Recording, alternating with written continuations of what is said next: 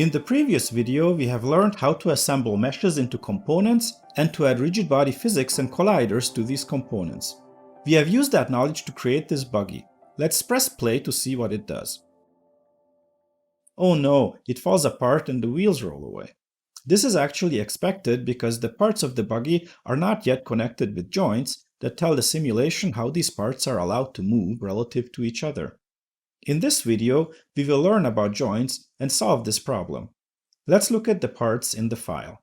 There is a chassis, 4 wheels, 2 rear suspension arms, and 2 shock absorbers, each having a top and a bottom part.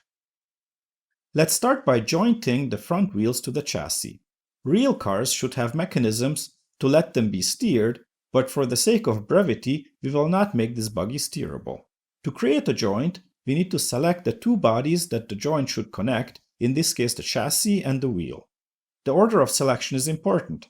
The joint will be lined up with the second body that we select, and because we want this joint to be coaxial with the wheel, we should select the chassis first and the wheel second. Now we go to the physics menu and ask for a Revolute joint. A Revolute joint is a kind of joint that locks all movement except rotation around the single axis. The joint has now been created, by default parented under our selection.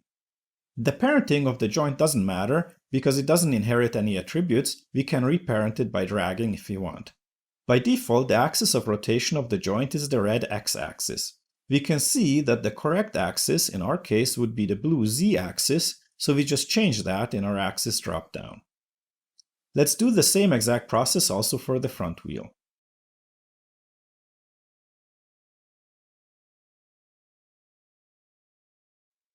Let's do the suspension arms next.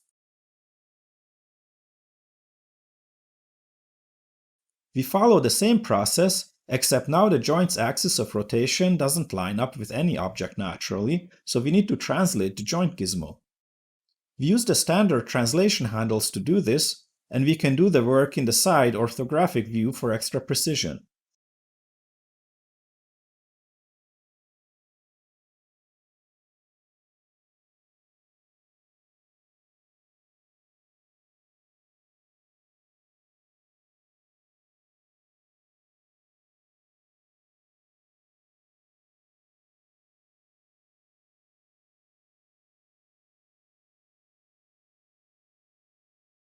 We also attach rear wheels to each suspension arm.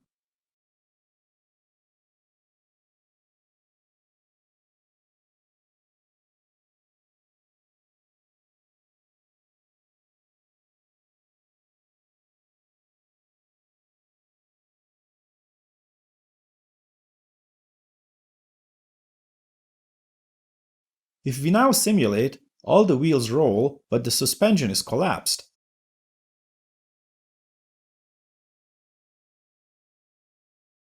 This is because we didn't add any shock absorbers yet. Let's do that next.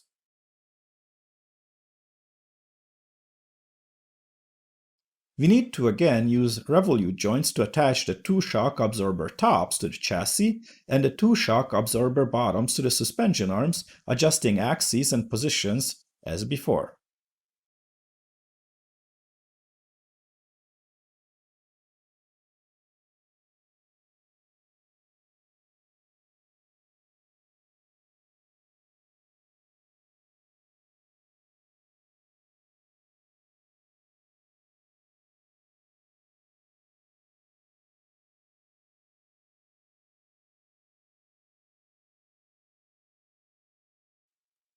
To connect the top and bottom parts of each shock absorber, we need a prismatic joint. Prismatic joints lock all relative movement except for translation around one axis. In our case, this is the axis of the shock absorber.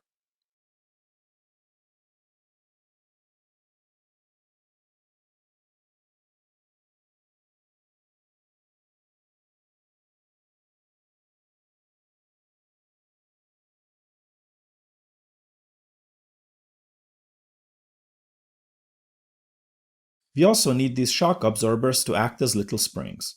Spring behavior can be found under the drive options. Joints don't have drives by default, so we need to add a drive component to each prismatic joint. We have experimentally found that a setting of 5000 is a good one for the spring coefficient. You can also add joint limits if you wanted, in order to limit the range of motion for the suspension. If we simulate, we should see the suspension bouncing around. It's great to see that it works as expected. This concludes our tutorial on how to create a working buggy. Thank you for listening.